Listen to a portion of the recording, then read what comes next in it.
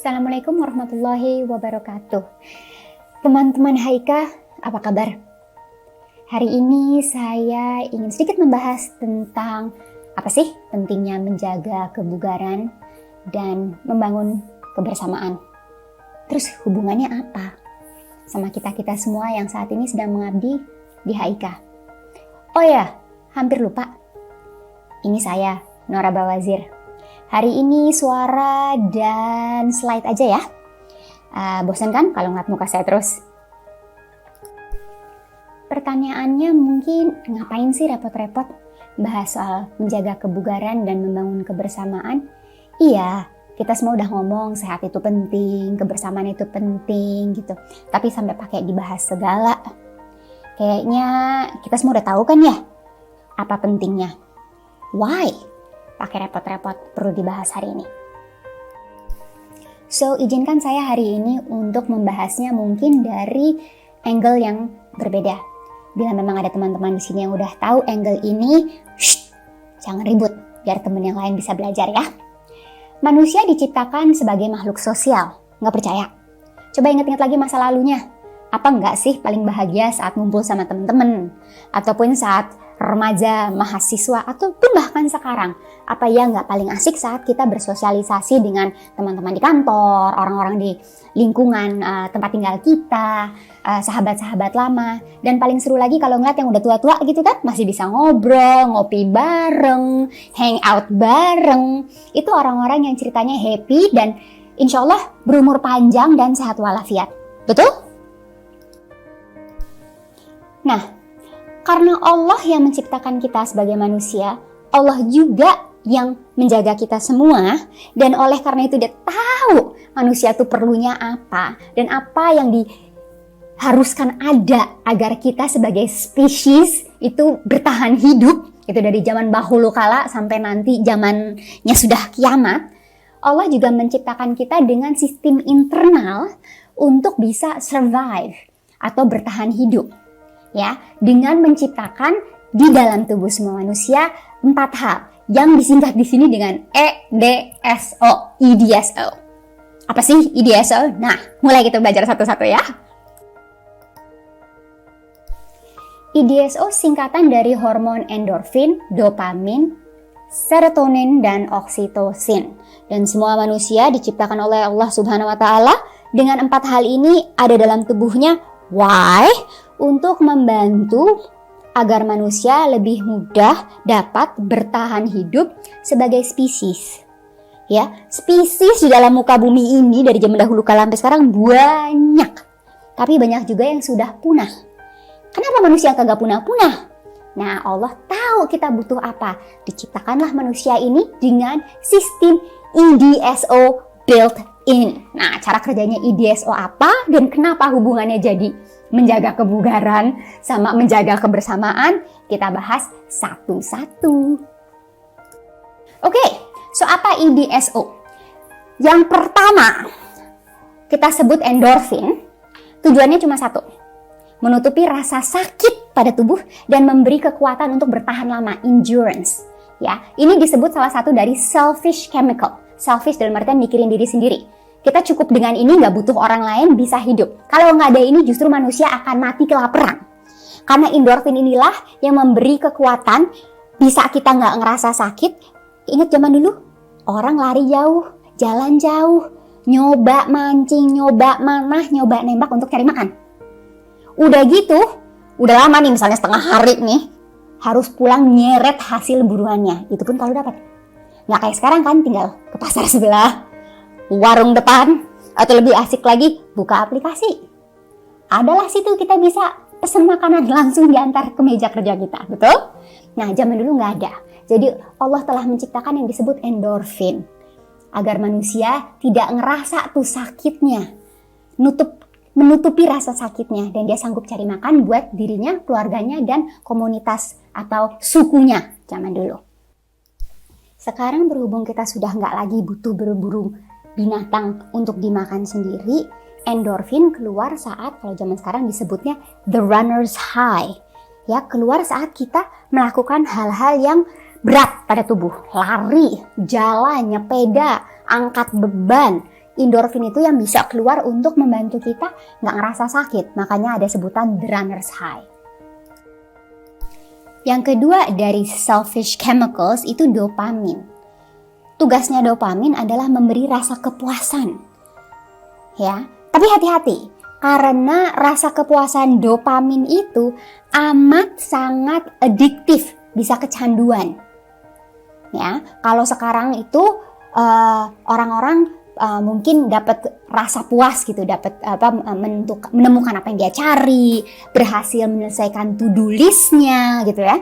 Makanya semakin banyak berhasil melakukan hal-hal tugas-tugas, itu kita semakin puas dan dopamin itu keluar sedikit-sedikit cetret dalam tubuh gitu loh. Ya, kalau zaman dulu mungkin dopamin itu membantu kita untuk bisa tidak mati kelaparan karena dari jauh ngeliat pohon apel misalnya. Wis, apel, aku ini tuh gitu. Ada apel dari pohon jadi nggak kelaparan gitu. Tes dopamin keluar. Tambah mendekati apel itu dopaminnya keluar lagi. Terus sampai dapet apelnya terus dopaminnya cur gitu masuk ke dalam tubuh. Ada kepuasan tersendiri. Ya, kalau zaman sekarang mungkin saat kita selesai ngerjain tugas-tugas gitu ya, memenuhi target misalnya, atau berhasil gitu menyelesaikan tugas dengan baik sesuai dengan goalnya, dopamin itu keluar. Nah, yang perlu dihati-hati, yang kita perlu sangat hati-hati di sini ada highly addictive. Ya, sama lah gitu hal-hal yang memberi dopamin highly addictive seperti mohon maaf nih ya, alkohol, rokok ya, gambling gitu ya, sama kecanduan HP. Ya, tanda-tanda kecanduan tuh kalau nggak dapet tuh rasanya jutek gitu, sama dengan kecanduan HP. Kalau pertama kali bangun tidur yang dilihat HP teman-teman, nah berarti agak-agak kecanduan HP gitu. Atau dalam satu rumah gitu ya, rumahnya pada seumpit gitu kecil, tapi jalan dari satu ruangan ke ruangan lain sampai ke kamar mandi bawa HP, itu ada kemungkinan kecanduan HP gitu, karena tiap kali mendengar sesuatu atau kling gitu atau apa, dopamin keluar di dalam kepala. So, hati-hati dengan dopamin. Mungkin kalau zaman sekarang disebutnya dopamin itu an incentive for progress, saat kita yes gitu ya, berhasil. Nah, itu tuh dopamin. Again, hati-hati karena sangat highly addictive. Nah, kalau yang tadi dua khusus dibutuhkan oleh manusia, nggak pakai hubungan dengan orang lain, Allah juga menciptakan kita dengan chemical yang kita sebut social chemical. Tanpa social chemical, manusia itu menjadi orang yang makhluk berdarah dingin ya, cold blooded ya. Pertama, chemical yang disebut serotonin ya. Serotonin itu memberi rasa bangga gitu. Mungkin yang dirasakan saat kita berhasil lulus gitu ya. Lulus dan memang lulusnya bukan hanya kita doang yang merasa bangga gitu, tapi orang tua, sahabat, teman gitu, guru gitu. Makanya kalau orang lulus itu mungkin bahasanya gini, terima kasih kepada orang tua saya gitu, dan guru saya dan sahabat saya yang tanpa mereka nggak mungkin saya bisa berhasil seperti ini gitu kan kira-kira. Nah, terus yang denger pidato kita nih misalnya gitu, saudara kita, istri kita, mungkin ya pasangan kita, orang tua kita juga ikut merasa bangga.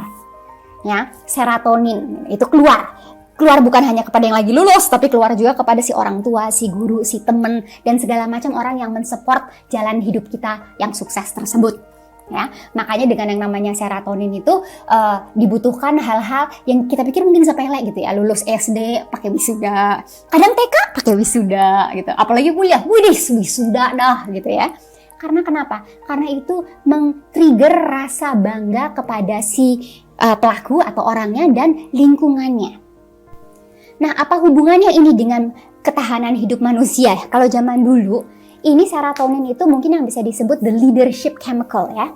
Karena orang-orang yang mendapat kebanggaan ini dan merasa dia berhasil, atau mungkin kalau dalam kelompok disebut yang si alfanya gitu ya, si leadernya, itu dia akan menciptakan lebih banyak lagi serotonin pada dirinya dan pada lingkungannya. Ya. Nah, cuma masalahnya nih, leadership itu ada ongkosnya ya, it comes with a price. Ya, makanya ada kata-kata dari Simon Sinek, we call them leaders karena mereka masuk duluan. Mereka ambil resiko sebelum orang lain berani ambil resiko.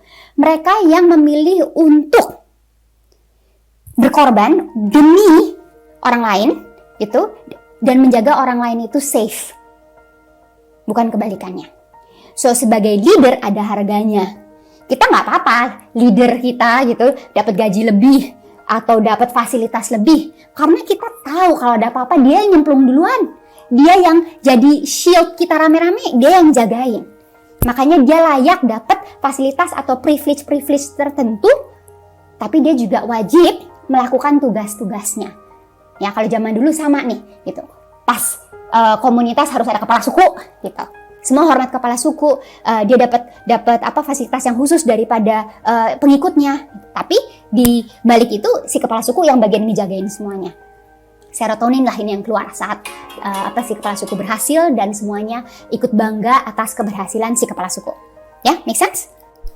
Social chemical yang kedua yang bikin manusia itu tidak berdarah dingin adalah yang disebut oksitosin atau bahasanya chemical love, ya.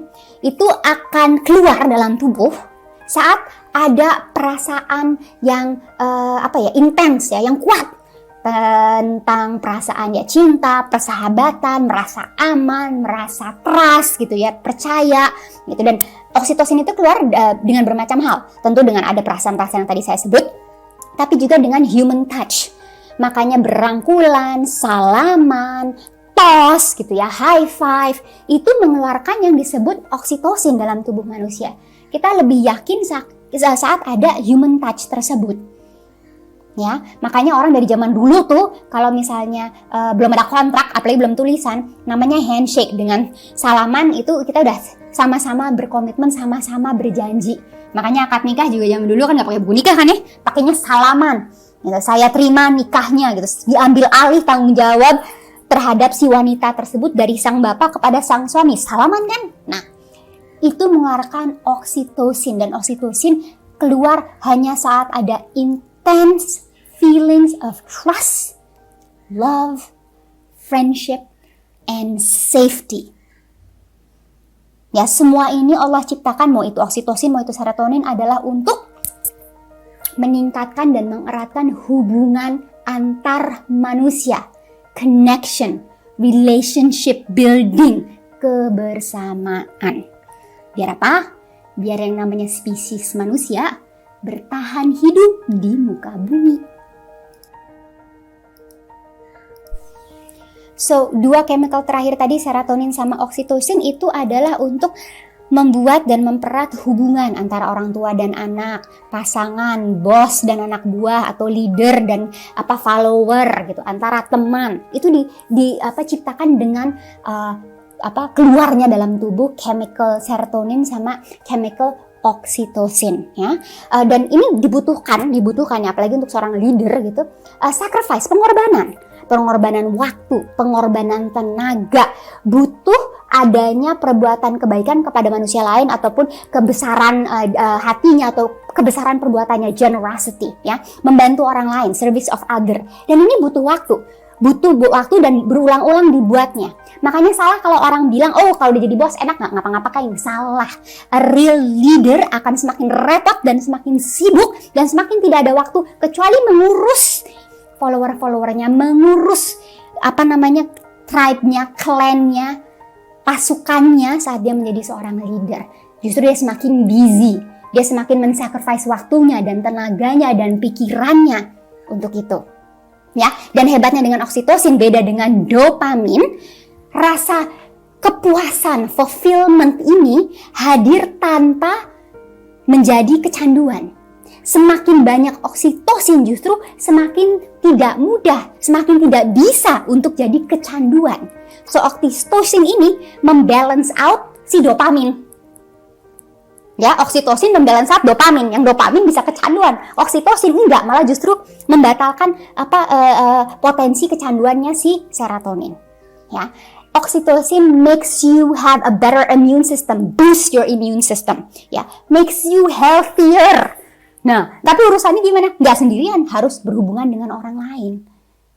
So, yang namanya serotonin sama oksitosin, itu ingat, Allah menciptakannya agar tubuh kita otomatis mengencourage hal-hal yang bikin dia senang gitu. Yaitu di sini keluar oksitosin sama keluarnya serotonin ini adalah kan saat berhubungan dengan orang lain, kita ngurusin keperluan orang lain, kita jaga kesehatan orang lain, kita jaga kelangsungan hidup orang lain, itu keluarnya saat itu. Nah, why? Ya ini cara Allah menciptakan agar manusia bisa saling menjaga. Kan bayangkan, manusia, bukan kita bukan orang paling kuat, makhluk paling kuat ya, bukan juga makhluk yang paling pintar mungkin di muka bumi ini, tapi kita bisa bertahan hidup dibanding spesies Isis yang lain. Kenapa? Karena we work together. Kita kerja sama, kebersamaan. So, di sini yang saya ingin tekankan adalah saat teman-teman lari bareng, jalan bareng, kerja bareng, melakukan hal-hal baik seperti tim UPZ kita bareng, itu mengeluarkan secara terus-menerus oksitosin dan serotonin. Semakin sering keluar, semakin bahagia. Semakin sering keluar, semakin pengen melakukannya terus-terus dan semakin mudah. Butuh waktu, butuh rutinitas, butuh sering gitu, dan tambah lama tambah mudah, tambah asik. So remember, kita punya tubuh, tubuh itu seolah-olah ya, bukan seolah-olah ya, tubuh kita adalah rumah kita. Kita cuma punya satu tubuh kan sampai nanti kita mati nih. Ya. Nah, tubuh kita itu adalah our home. Kerjaan kita untuk mayoritas adalah waktu yang paling lama kita melek gitu ya. This is the longest time we actually are awake during the day. Itu bukan di rumah, mungkin di rumah mungkin 8 jam gitu. Tapi lebih banyak di dalam waktu itu tidur. Meleknya mau tidak mau di kantor biasanya, di kerjaan kita. So our work is our family, our work is our home. Nah, tubuh kita juga rumah kita yang memang perlu dijaga bersama agar bisa bertahan hidup. Does that make sense? So kalau sekarang teman-teman tanya, buat apa sih menjaga kebugaran dan membangun kebersamaan? Hey, studies have shown that happy people live longer. Happy couples live longer. Happy people are more creative. Happy people are also better problem solver. Nah, untuk jadi happy butuh apa? Butuh tadi serotonin dan oksitosin yang keluar saat kita berhubungan dengan orang lain, menjaga kebaikan kebersamaan tadi. So kalau mau direkap, Allah sangat tahu keperluan makhluk yang Dia ciptakan. Manusia saling memerlukan. Untuk bisa saling membantu, perlu kemampuan. Untuk bisa mampu, kita perlu untuk sehat. Untuk bisa sehat atau bugar, perlu saling membantu, menyemangati. Dan untuk menyemangati secara efektif, perlu apa? Kebersamaan. Muter kan jadinya. Perlu sehat, perlu bugar, untuk bisa bersama, perlu bersama dengan cara menjaga kesehatan dan kebugaran. Allah tahu makhluk yang Dia ciptakan butuh ini. So dari zaman bahola sampai zaman sekarang sudah di built-in insentif tubuh untuk bisa melakukan ini dalam bentuk EDSO tadi, endorfin, dopamin, serotonin, dan oksitosin. Ya, endorfin butuh biar nggak kelaparan, dopamin butuh juga sama keluarnya saat ini dengan olahraga, ya. Serotonin, oksitosin dengan menjaga kebersamaan dan saling membuat buat yang lain. Ya, tinggal kita sebagai manusia mau ngeyel atau mau menikmati dan memanfaatkan kebesaran Allah yang sudah Dia berikan kepada kita semua. Kan itu tinggal pilihan. Ya teman-temannya tinggal pilihan apa dan kenapa kita butuh menjaga kebugaran dan membangun kebersamaan. Saat kita menjaga kebugaran kita dan membangun kebersamaan, literally what we are doing is also menjaga kelangsungan hidup, bukan hanya diri kita sendiri dan keluarga kita, tapi yang namanya spesies manusia sampai nanti kiamat. So, happy people live longer. Would you like to live longer? Happy couples live longer. Would you like to be? Mau jadi lebih kreatif? Mau jadi better problem solver? So, kalau jawabannya iya, mari kita rame-rame, sama-sama saling mensupport, saling menyemangati dalam menjaga kebugaran dan bangun kebersamaan. Di sini mudah-mudahan keluarga kita, keluarga BPRS Syariah HIK bisa melakukan itu dengan lebih baik lagi dan tidak putus semangatnya. Terima kasih teman-teman. Sampai next time. Take care. Assalamualaikum warahmatullahi wabarakatuh.